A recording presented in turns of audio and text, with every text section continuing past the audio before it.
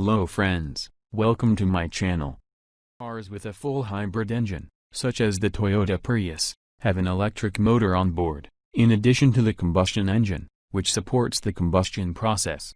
In a mild hybrid with 48-volt technology, the electric motor and battery are too weak to drive the car on their own.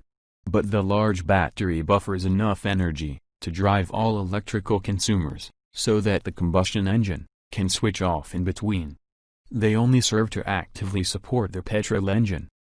Today, we will continue to implement our hardware architecture on the circuit level.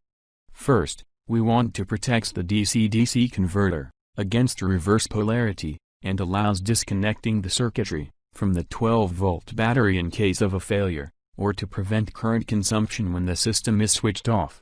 The functionality is the same as the 48-volt circuit breaker, except the 12-volt circuit breaker has a reverse polarity protection requirement. The DC-DC converter is disconnected from both power rails when the system is off. This impulse can either be the enable signals EN12 or EN48 to initiate device startup. The circuit breaker on the 12-volt side is controlled by the LM5170 controllers.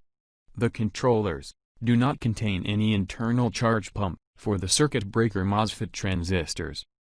Voltage on the high voltage port must be at least 10 volt higher than on the low voltage port, KL30, to allow these N MOSFET transistors to operate in the linear ohmic region as a switch.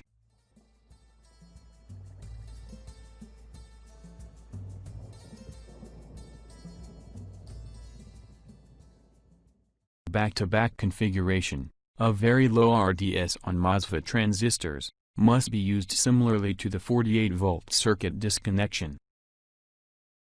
A simple circuit is connected to the 12-volt battery terminal to bypass the 12-volt circuit breaker and enable DC-DC startup from the 12-volt side.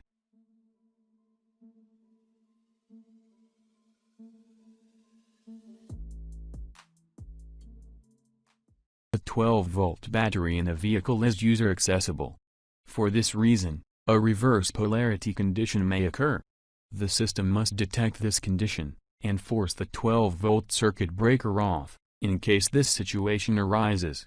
Opening the 12-volt circuit breaker during a reverse polarity condition results in excessive current flowing through the substrate diode of the low MOSFET and the inductor in the power stage, which causes immediate damage of the system. The protected side of the 12-volt circuit breaker is used as a reference point for the voltage measurement circuitry.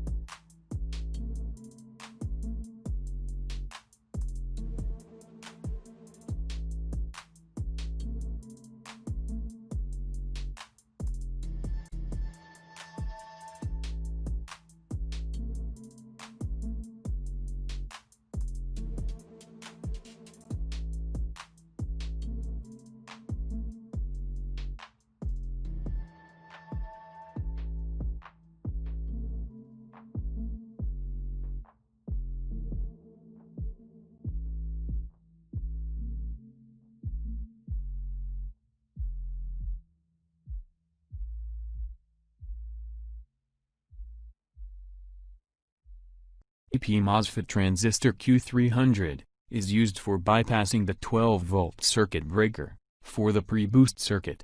Current for the pre-boost circuit is relatively low, so a cheap P MOSFET transistor is sufficient. Resistor R300 helps to close Q300. Diode D301 protects the gate source junction of Q300 against excessive VGS voltage. Resistors R302 and R303 set bias for a transistor Q301.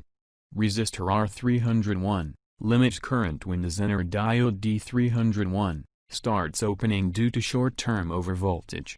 Diode D300 is a reverse polarity protection for the pre-boost circuitry.